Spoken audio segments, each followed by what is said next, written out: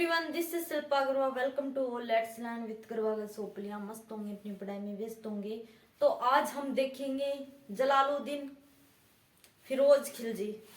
तो पिछली कक्षा में हम डिस्कस कर चुके हैं कि जो जलालुद्दीन फिरोज खिलजी है, इसका पूरा नाम है जलालुद्दीन फिरोज खिलजी।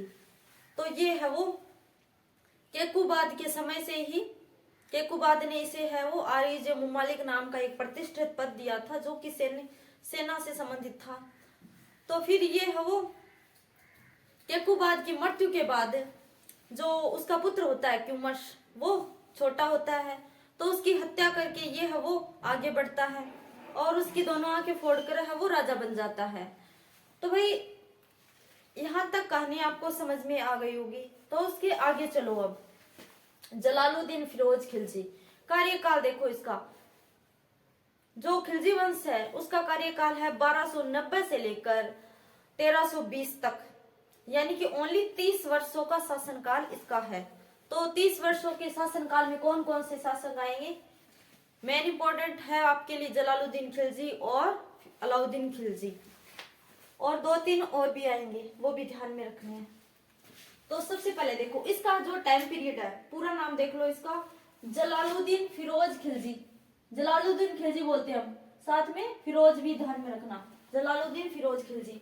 तो ये 1290 ईस्वी में जो खिलजी वंश है इसकी स्थापना करता है और 1296 तक रहता है। मतलब कि ओनली 6 वर्ष तक ये शासन करेगा। 6 सालों का इसका शासन पीरियड है। हमने पिछली कक्षा में देखा था कि जो खिलजी है ये शब्द कहाँ से आया। तो ये है वो अफगानी माने जाते हैं, यानी कि अफगान से इनका संबंध रहा है।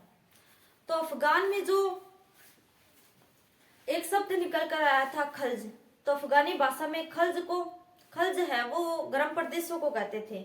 अफगानी भाषा में खल्ज है वो गर्म प्रदेश के लिए इस्तेमाल होता था, उसी से फिर खिलजी निकल कर आया।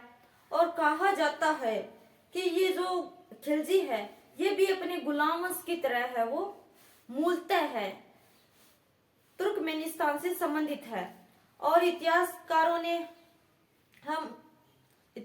के विभिन्न मत भी हमने जाने थे कि कुछ इतिहासकार ये कहते हैं कि ये जो तुर्कों की 64 जातियां थी उनमें से एक शाखा थी इनकी, उनमें से एक जाति थी इनकी, और ये सर्वाहारा वर्ग से संबंधित थी। कुछ बोलते हैं कि ये चंगेज खान से संबंधित है, कुछ बोलते हैं कि ये है वो सबसे जो प्रमाणित मत है वो जान लीजिए कि ये है वो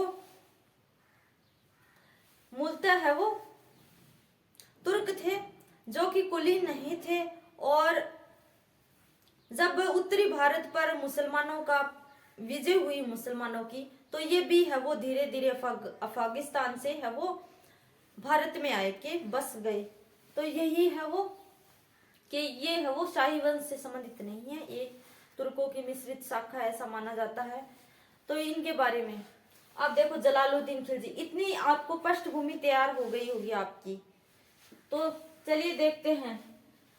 अब ये जलालुद्दीन खिलजी है, खिलजी वंश के पहले सुल्तान थे, ठीक है। ये खिलजी वंश की स्थापना करता है 1290 ईस्वी में। खिलजी वंश के पहले सुल्तान कौन थे, JFK, यानी कि जलालुद्दीन फिरोज खिलजी। ये शॉर्ट में लिखा है मैंने, तो आप ध्यान में रखना, जलालुद्दीन फिरोज खिलजी ये इसका नाम है। गुलाम वंश के अंतिम शासक कौन था भाई, क्यूमर्स, शमसुद्दीन क्यूमर्स की हत्या करके है वो हत्या कर उसकी आंखें फोड़ देता है ये, और एक कुलीन गुट के सहयोग से है वो गद्दी पर बैठता है। तो ये है वो इसने खिलजी वंश की स्थापना कर दी 1290 ईस्वी में। और किसको मारकर ये बैठा था, शमसुद्दीन क्यूमर्स, यानी कि बलबन के पोते को मारकर ये बैठा था गद्दी पर, और एक कुलीन वर्ग के सहयोग से बैठा था, कुलीन वर्ग, क्योंकि ये वो कुल जो शाही बोल दो आप, शाही ब्लड रॉयल नहीं था इसका। तो ये वो कुलीन नहीं था, जिसके कारण है वो जब केकुबाद ने इसको अच्छा पद दिया, तो जिससे है वो अन्य जो अमीर सरदार थे वो इससे असंतुष्ट हो गए भाई। अब देखो भेदभाव यहाँ पर भी चल रहा है। वस्तुतः फिरोज खिलजी है वो, ये फिरोज खिलजी कौन, जलालुद्दीन फिरोज खिलजी बलबन के शासन काल में ही, अब देखो बलबन के शासन काल में ही था ये, बलबन के शासनकाल में ही अपनी योग्यता के आधार पर सेना के उस पद पर आसीन हो गया। तो भाई अब इसकी हिस्ट्री जान रहे हैं हम कि ये क्या पहले भी था। तो केकुबाद तक हमने देखा था कि केकुबाद के वक्त है वो, केकुबाद ने इसको अच्छा खासा पद दिया था सेना का, आरिज मुमालिक जिसको बोलते हैं। तो भाई ये बलबन के वक्त भी था। तो बलबन था यानी कि केकुबाद का पिताजी बलबन, तो बलबन भी है वो बलबन के शासनकाल में भी था और बलबन ने इसे उच्च पद दिया था। किसको? जलालुद्दीन फिरोज खिलजी। अब देखो फिरोज खिलजी शासक बनने से पहले, अब देखो फिरोज जो खिलजी है वो शासक बनने से पहले आरिज मुमालिक नामक पद पर यानी कि सैनिक विभाग का प्रमुख, सैन्य विभाग का प्रमुख और बुलंदशहर का इक्तेदार था। तो जो फिरोज खिलजी है वो शासक बनने से पहले, शासक यानी कि सुल्तान बनने से पहले है वो आरिज मुमालिक यानी कि सैन्य विभाग का प्रधान था, सैन्य विभाग का प्रधान था, ठीक है, और बुलंदशहर का इक्तेदार था। तो ये जो इक्तेदार क्या होता है वो भी जान लीजिए। वैसे तो बताया हुआ है इक्तेदार आपको पिछली कक्षा में, गुलाम वंश में मैंने बताया था कि जो इक्ता प्रणाली है ये क्या थी भाई, ये इल्तुतमिश ने शुरू की थी। इससे इक्ता, इससे इल्तुतमिश, ठीक है, ये हो गया कि इक्ता प्रणाली शुरू किसने की? इल्तुतमिश ने, ठीक। तो भाई ये इक्ता क्या था? इक्ता है भूमि का एक छोटा टुकड़ा होता था। अब जब दिल्ली सल्तनत में गुलाम वंश के वक्त जब दिल्ली सल्तनत का विस्तार हो रहा था तो फिर जो इल्तुतमिश था उसने भूमि को छोटी छोटी इक्ताओं में बांट दिया, जो भूमि थी उसकी छोटी छोटी इक्ताओं में बांट दिया और उस पर है वो एक एक इक्तेदार नियुक्त कर दिया यानी कि उस भूमि का प्रमुख नियुक्त कर दिया। और फिर है वो जो इक्तेदार था वो जनता से, जो आम जनता थी, मान लो आम जनता है वो कृषि करती, तो उनसे है वो बदले में टैक्स वगैरह वसूलने का कार्य करते इक्तेदार। तो छोटी छोटी भूमि बांट दी, भूमि को इक्ताओं में बांट दिया और फिर पर उस भूमि पर इक्तेदार नामक एक जो व्यक्ति है उसको नियुक्त कर दिया। तो ये था इक्तेदार। तो ये बुलंदशहर का इक्तेदार भी रह चुका है, ठीक है। तो जो केकुबाद था उसने इसे बिठाया था आरिज मुमालिक पद पर, सैन्य विभाग का प्रमुख। आरिज मुमालिक पद पर किसने बिठाया? केकुबाद ने बिठाया था।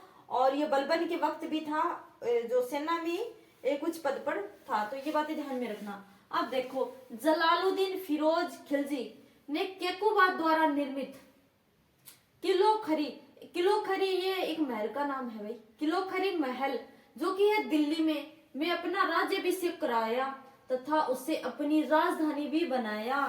तो भी जलालुद्दीन फिरोज खिलजी कितना शातिर है, इसने है वो केकुबाद द्वारा निर्मित जो किलोखरी नामक एक महल था जो कि दिल्ली में था, केकुबाद ने बनाया था किलोखरी नामक महल दिल्ली में। तो उसमें अपना राज्याभिषेक करवाया, स्वयं का राज्याभिषेक करवाया और है वो उसको राजधानी भी बनाया, किलोखरी को राजधानी भी बनाया। अब देखो जलालुद्दीन फिरोज खिलजी दिल्ली सल्तनत के इतिहास में सबसे अधिक आयु 70 वर्ष की आयु में बनने वाला सुल्तान था। तो जलालुद्दीन फिरोज खिलजी है वो दिल्ली सल्तनत, ध्यान में रखना यहाँ पर वर्ड, दिल्ली सल्तनत के इतिहास में, दिल्ली सल्तनत का जो इतिहास है उसमें सबसे अधिक उम्र जो कि 70 वर्ष की आयु में ये शासक बना था यानी कि सुल्तान बना था। तो 70 वर्ष की उम्र में यहाँ पर ये राजा सुल्तान बन गए थे और 6 वर्ष तक इन्होंने शासन कार्य किया था यानी कि 70 में बना था और 76 साल समथिंग। तो भाई अब देखो इसके बारे में जो भी हम देखेंगे वो नेक्स्ट क्लास में देखेंगे किस प्रकार से ये है वो जो बलबन का राजत्व का सिद्धांत का अंत कर देता है और जितने भी पहले जो बलबन ने शुरू की थी व्यवस्था वो है उसका समाप्त कर देगा और उदारीकरण की प्रक्रिया को अपनाएगा।